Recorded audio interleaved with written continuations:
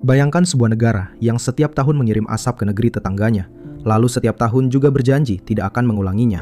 Sekarang bayangkan bahwa asap itu sebagian besar keluar dari tanah yang izinnya dipegang perusahaan dan tercatat rapi, titik demi titik, di peta satelit yang bisa dibuka siapa saja dari telepon genggamnya. Tahun ini, dari lebih dari 34.000 titik panas di Kalimantan, 74%-nya menyala di dalam kawasan konsesi. Kita tahu di mana apinya, kita tahu tanah siapa. Kita bahkan punya undang-undang yang menyatakan pemegang izin bertanggung jawab atas kebakaran di lahannya, tanpa perlu ada yang membuktikan siapa menyalakan korek. Dan apinya tetap datang setiap tahun. Bersama Ruang Makro, mari kita menyelami satu pertanyaan yang jarang diajukan dengan dingin. Kalau semuanya sudah tercatat, kenapa tidak ada yang berubah?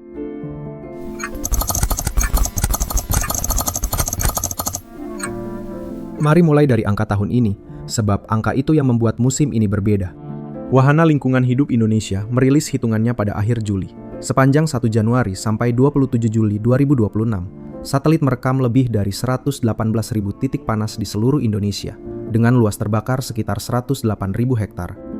Kalimantan menyumbang bagian terbesar, lebih dari 34.000 titik panas, dan hampir 34.000 hektar terbakar.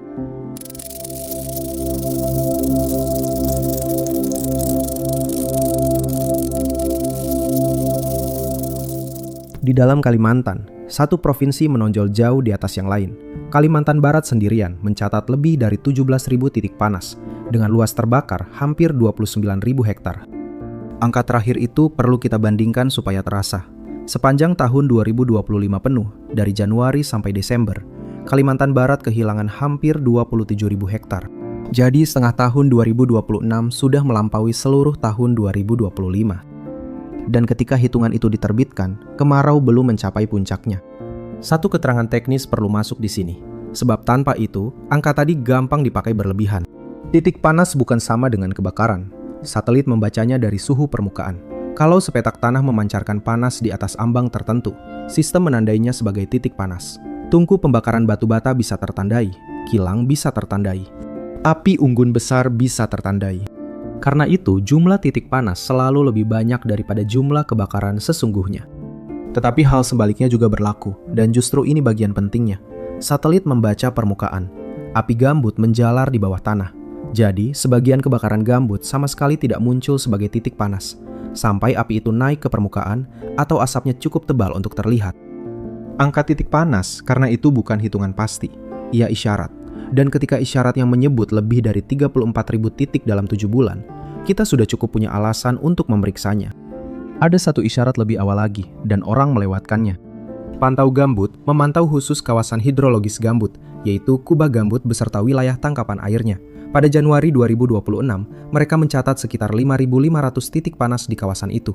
Pada Februari, mereka mencatat sekitar 5.100 lagi. Januari dan Februari di Indonesia biasanya bulan hujan. Jadi, gambut sudah menyala ketika langit masih basah, 6 bulan sebelum puncak kemarau. Itu bukan tanda kemarau datang lebih cepat. Itu tanda gambutnya sudah tidak menyimpan air seperti dulu.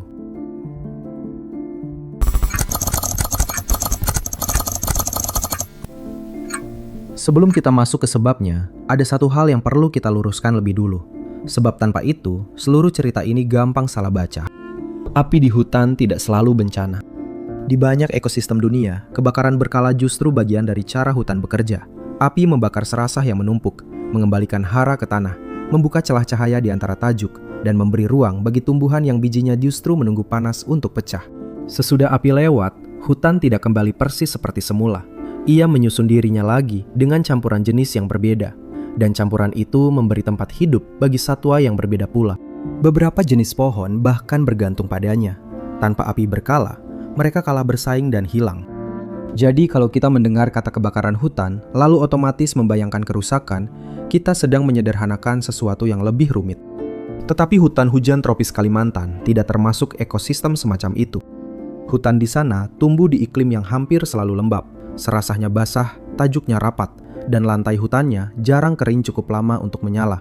Dalam keadaan aslinya, hutan Kalimantan justru salah satu jenis hutan paling sulit dibakar di dunia.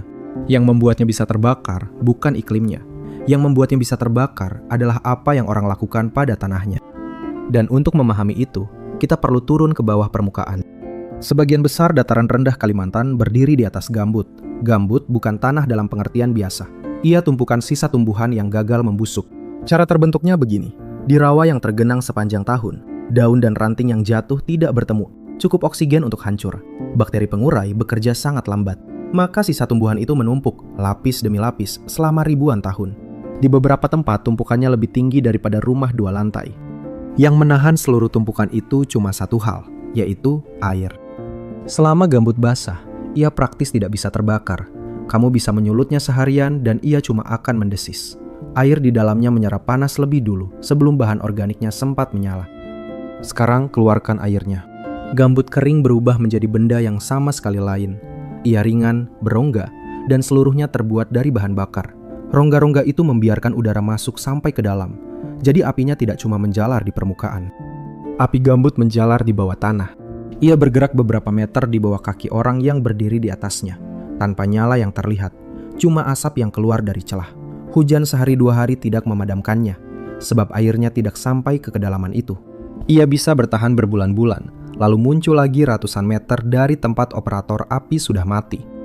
Antropolog Anas Singh dalam bukunya Friction yang ia tulis dari kerja lapangan bertahun-tahun di pedalaman Kalimantan, menggambarkan bagaimana hutan di sana berubah menjadi wilayah perbatasan sumber daya, tempat kayu, lahan, dan izin berpindah tangan lebih cepat daripada kemampuan siapapun mengurusnya.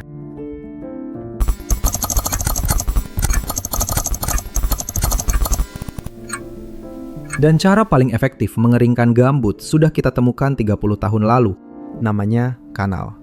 Pada 1995, pemerintah Orde Baru membuka lahan gambut Kalimantan Tengah untuk menanam padi. Alat utamanya menggali saluran, ribuan kilometer panjangnya, untuk mengeluarkan air dari rawa. Logikanya sederhana dan kelihatan masuk akal. Padi tidak tumbuh di rawa, jadi rawanya dikeringkan. Para peneliti waktu itu sudah memperingatkan bahwa membuka gambut sangat berisiko. Proyeknya tetap berjalan. Padinya tidak pernah datang dalam jumlah yang dijanjikan. Pemerintah menghentikan proyek itu beberapa tahun kemudian. Tetapi kanalnya tidak ikut berhenti. Kanal tidak bisa dimatikan seperti mesin. Selama saluran itu terbuka, ia terus menarik air keluar setiap hari selama puluhan tahun tanpa ada yang memerintahnya. 2 tahun sesudah proyek itu dimulai, El Nino datang. Kemarau memanjang dan gambut yang sudah kering bertemu api. Kebakaran 1997 dan 1998 membakar lebih dari 9 juta hektar di Kalimantan dan Sumatera, dan sampai sekarang orang menyebutnya salah satu bencana lingkungan terbesar di Asia Tenggara sepanjang abad ke-20.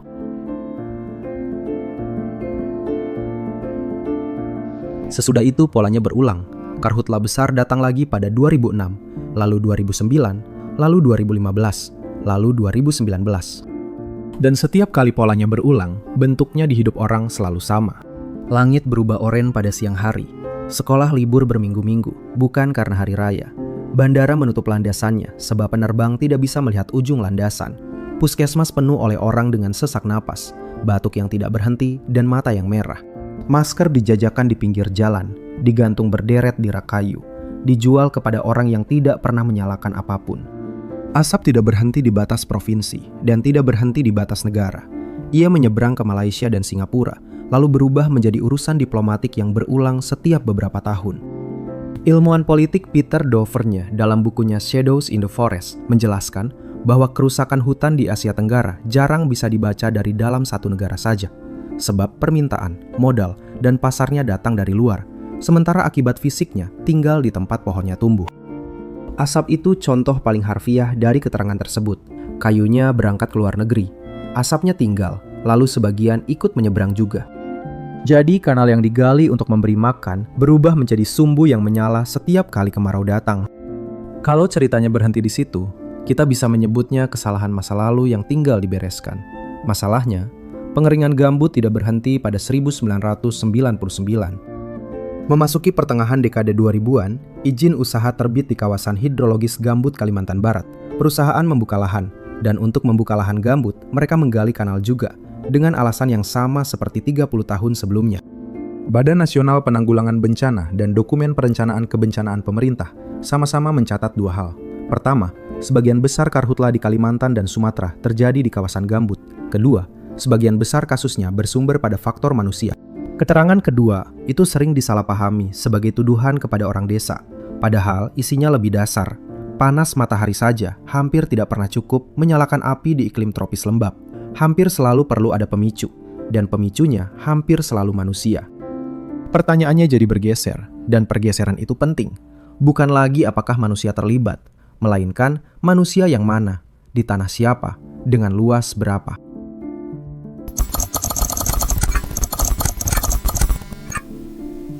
Sekarang kita sampai pada angka yang paling menentukan dari seluruh cerita ini. Dan angka ini yang membuat pertanyaan di awal tadi jadi tidak bisa dihindari. Walhi menumpangkan peta titik panas satelit di atas peta izin. Hasilnya begini.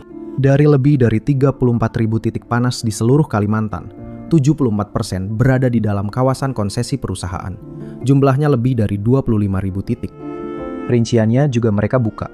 Di perkebunan sawit ada lebih dari 10.000 titik panas. Di kawasan pertambangan hampir 8.000. Di hutan tanaman industri hampir 7.000. Walhi bahkan menyebut nama perusahaan dengan titik panas terbanyak terbuka di siaran pers yang bisa diunduh siapa saja. Tolong tahan angka itu sebentar. 7 dari 10 titik api di Kalimantan tahun ini menyala di tanah yang ada pemegang izinnya. Bukan di hutan tak bertuan. Bukan di lahan yang tidak diketahui siapa penanggung jawabnya. Di tanah yang namanya tercatat di kantor pemerintah, lengkap dengan nomor izin dan batas koordinatnya.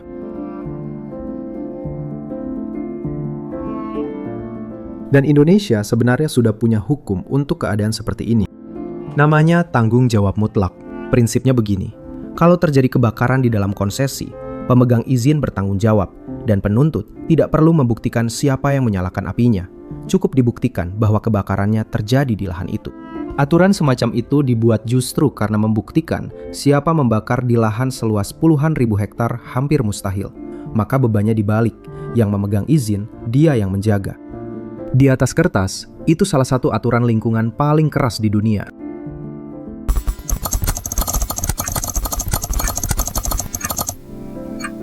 Sekarang mari kita lihat apa yang terjadi ketika aturan itu bertemu kenyataan. Greenpeace menganalisis data resmi pemerintah untuk rentang 2015 sampai 2018. Mereka mengurutkan 10 konsesi sawit dengan area terbakar paling luas, lalu memeriksa apa yang terjadi pada izin mereka sesudahnya. Tidak satu pun dari 10 perusahaan itu kehilangan izinnya karena kebakaran.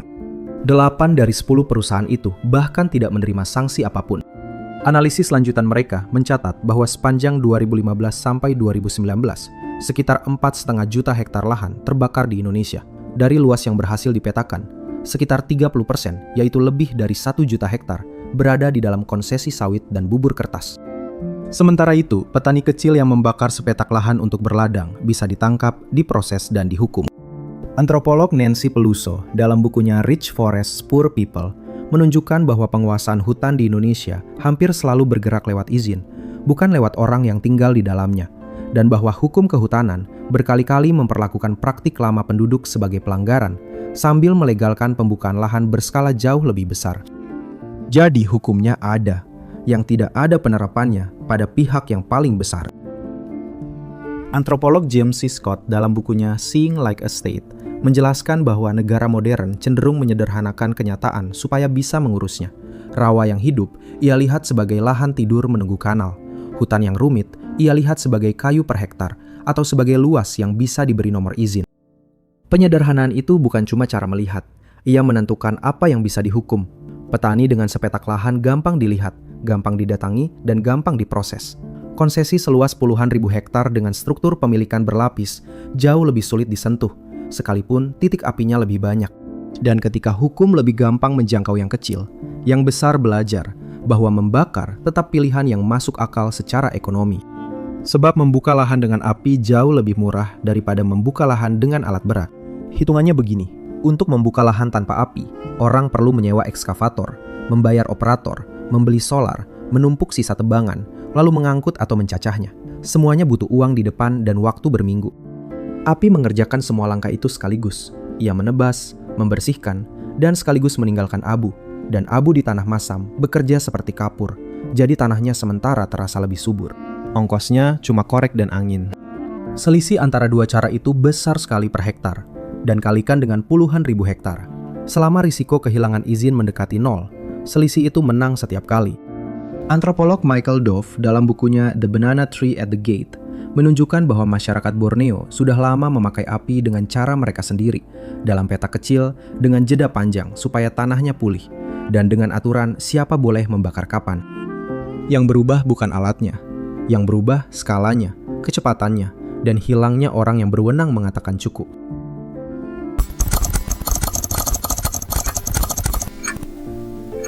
Sekarang bagian yang paling sering hilang dari pembicaraan soal Karhutla, yaitu bahwa kita pernah punya lembaga yang benar-benar mengerjakan perbaikannya. Sesudah bencana asap 2015, pemerintah membentuk badan khusus untuk memulihkan gambut. Belakangan, tugasnya diperluas sampai ke mangrove. Cara kerjanya bertumpu pada satu gagasan sederhana. Kalau gambut terbakar karena kering, maka basahkan lagi. Caranya menyekat kanal dengan bendungan kayu, supaya airnya berhenti mengalir keluar, dan muka air tanah naik. Di tempat yang jauh dari sungai, mereka membuat sumur bor supaya pemadaman tidak perlu menunggu tangki datang dari kota. Selama 9 tahun bekerja, badan itu merestorasi lebih dari 1,5 juta hektar gambut di luar konsesi, ditambah sekitar 84.000 hektar mangrove. Pada Desember 2024, badan itu tutup. Bagian ini perlu saya sampaikan dengan tepat, sebab gampang salah. Pemerintah tidak membubarkannya secara mendadak. Masa tugasnya memang habis, sesuai peraturan presiden yang membentuknya. Pada April 2025, lewat surat Sekretaris Negara, tugas restorasi gambut dan rehabilitasi mangrove dipecah ke 3 kementerian. Yang janggal bukan penutupannya. Yang janggal, sampai musim kemarau ini datang, belum ada lembaga pengganti yang jelas kewenangannya, dan belum ada kejelasan pendanaannya. Sementara itu, izin-izin di kawasan gambut tetap berjalan seperti biasa. Walhi Kalimantan Tengah mencatat sesuatu yang lebih pahit lagi. Wilayah yang dulu sudah direstorasi, kini banyak yang terbakar lagi, sebab aktivitas proyek di sekitarnya mengeringkan lahan secara masif. Jadi, sekat kanal yang dibangun di satu petak tidak banyak menolong kalau petak di sebelahnya terus digali. Dan ada temuan yang lebih menohok lagi soal restorasi ini. Pantau Gambut mendatangi langsung area yang tercatat sudah direstorasi di 7 provinsi dan mencatat apa yang benar-benar berdiri di sana. Di area restorasi pemerintah, mereka mengambil 289 titik sampel yang pernah terbakar dan kehilangan tutupan pohonnya. 95% diantaranya sekarang berupa perkebunan tanaman lahan kering dan semak belukar. Hutan cuma mereka temukan di 3% sampel. Dari titik yang sudah berubah jadi perkebunan itu, 91% ditanami sawit. Di area konsesi perusahaan angkanya lebih buruk lagi. Dari 240 titik sampel, cuma 1% yang kembali menjadi hutan. Infrastrukturnya pun tidak berdiri utuh. Dari 77 sekat kanal yang mereka temukan di area restorasi pemerintah, 70% dalam keadaan rusak. Dan pada sekitar separuh sekat kanal, muka air tanahnya masih lebih dari 40 cm di bawah permukaan. Artinya, gambutnya tetap kering meskipun sekatnya ada. Sebagian kerusakan itu bukan kelalaian, warga sendiri yang merusaknya. Sebab sekat dibangun tanpa menghitung akibatnya bagi mereka. Rumah kebanjiran, jalur perahu tertutup. Alat yang dipasang untuk menolong berubah jadi penghalang bagi orang yang tinggal paling dekat dengannya. Artinya, sebagian besar yang tercatat sebagai lahan yang sudah dipulihkan, sebenarnya cuma tercatat.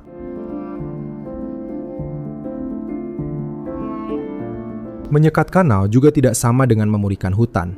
Air yang kembali naik mencegah kebakaran, dan itu sudah sangat berharga. Tetapi hutan gambut butuh puluhan sampai ratusan tahun untuk tersusun kembali, dengan jenis pohon, jamur tanah, dan satwa penyebar biji yang saling bergantung. Membasahi tanah menghentikan api. Ia tidak mengembalikan hutan.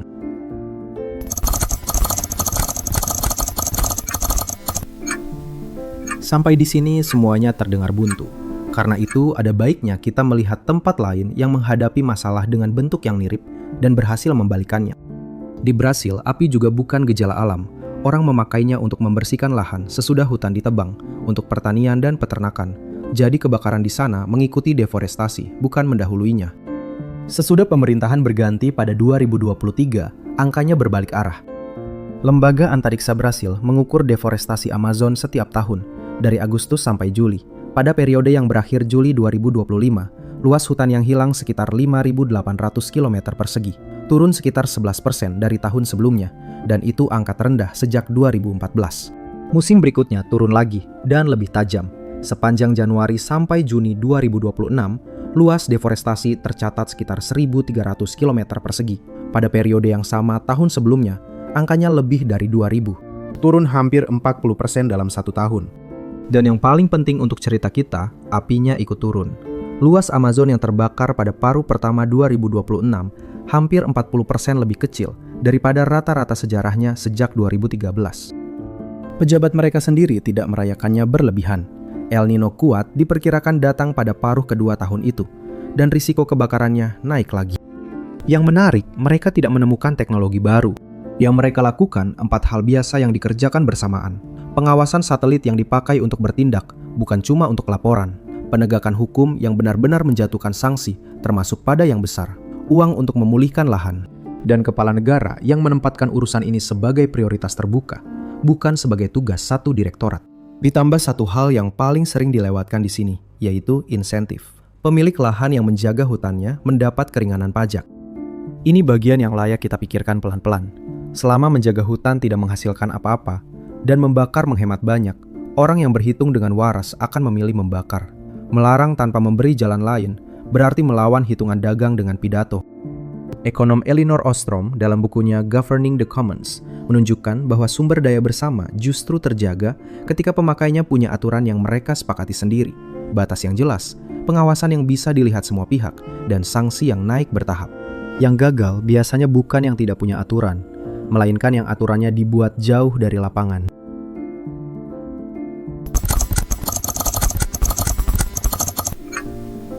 Karena urusan ini menyangkut napas dan penghidupan orang banyak, 3 pertanyaan perlu kita ajukan dengan terang. Siapa yang membayar? Warga di sekitar titik api, lebih dulu dan paling berat. Anak-anak yang sekolahnya libur berminggu-minggu. Orang tua dengan gangguan pernapasan yang tidak punya penyaring udara di rumahnya. Lalu kita semua, lewat biaya kesehatan, penerbangan yang batal, dan panen yang hilang. Dan pada akhirnya, negeri tetangga yang tiap tahun menerima kiriman asap yang tidak mereka minta. Siapa yang memutuskan? Kantor yang menerbitkan izin, dan kantor yang memutuskan apakah izin itu dicabut.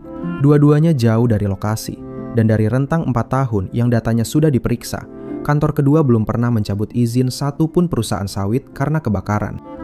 Siapa yang tidak bisa menolak? Petani kecil yang membakar sepetak dengan cara yang diajarkan kakeknya, lalu ditangkap. Sementara di seberang jalan konsesi seluas puluhan ribu hektar menyala tanpa akibat apapun. Masyarakat adat yang ruang hidupnya ikut terbakar, tanpa pernah memegang izin apapun di atasnya. Dan bayi yang lahir pada musim asap, yang paru-parunya menerima udara itu sebelum ia sempat memilih apapun. Kalau seluruh cerita ini kita tarik menjadi satu, yang muncul satu putaran yang berulang dengan rapi. Orang menggali kanal untuk membuka lahan, kanal mengeringkan gambut, gambut kering terbakar ketika kemarau datang, asapnya jadi bencana nasional, negara membentuk badan untuk memulihkannya. Badan itu bekerja beberapa tahun, lalu tugasnya berakhir. Izin di kawasan yang sama tidak pernah ikut berakhir. Lalu kanal berikutnya digali. Setiap putaran meninggalkan gambut yang lebih tipis daripada sebelumnya. Sebab gambut yang terbakar tidak tumbuh kembali dalam hitungan umur manusia. Dan disinilah saya berhenti bersikap netral. Sebab satu hal bisa dinilai tanpa memihak siapapun. Kita sering membicarakan karhutlah, seolah persoalannya kurang data. Padahal datanya justru berlimpah. Titik panasnya terekam satelit setiap hari. Peta izinnya ada. Peta gambutnya ada. Nama perusahaannya bisa diunduh dari siaran pers organisasi lingkungan. Hukumnya sudah menyatakan, pemegang izin bertanggung jawab tanpa perlu ada yang tertangkap membawa korek. Yang kurang bukan pengetahuan. Yang kurang keputusan untuk memakai pengetahuan itu terhadap pihak yang paling besar. Ada satu benda yang mewakili seluruh cerita ini lebih baik daripada angka manapun. Di Kalimantan Tengah, sebagian kanal proyek 1995 sekarang disekat dengan bendungan kayu sederhana. Orang membangunnya dengan tangan, batang demi batang, untuk menahan air yang 30 tahun lalu sengaja dikeluarkan. Kanal itu digali dengan alat berat dalam hitungan bulan. Menutupnya kembali memakan waktu bertahun-tahun, dan sampai sekarang belum selesai. Begitulah biasanya bentuk kerusakan yang kita buat. Cepat sekali dibuat dan lambat sekali diperbaiki oleh orang yang bukan pembuatnya. Musim kemarau tahun ini belum berakhir ketika naskah ini ditulis. Titik apinya masih bertambah, dan sebagian besarnya masih menyala di tanah yang ada pemegang izinnya.